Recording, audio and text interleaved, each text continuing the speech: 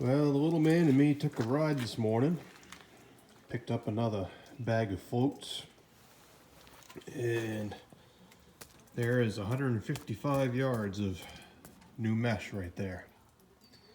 So 465 feet. That is the third roll I've bought this year. And when I started making nets this season for 2022, I still had some hanging on the wall from last year. That's a lot of mesh.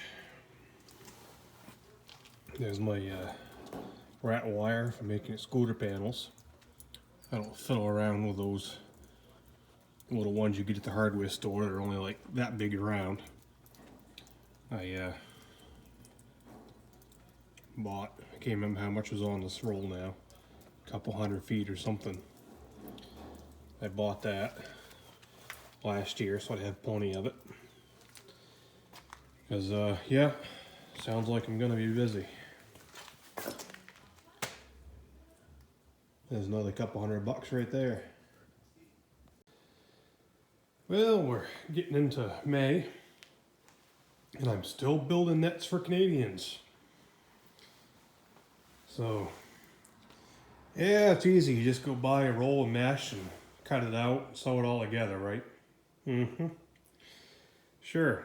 One of my previous videos, I mentioned sometimes you'll find a run of bad material going parallel with the net that you have to cut out and work around.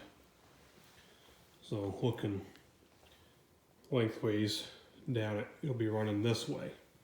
It could go for a foot, 2 feet, 3 feet, 4 feet, 5, whatever length.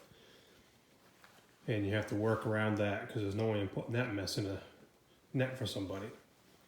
Well, here's another thing that the manufacturers like to do. This is no fault of the stores.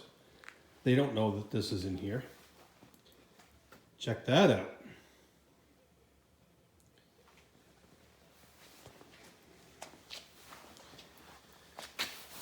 What do you think that is? I've seen this before. Yep. On the left was the end of some other roll.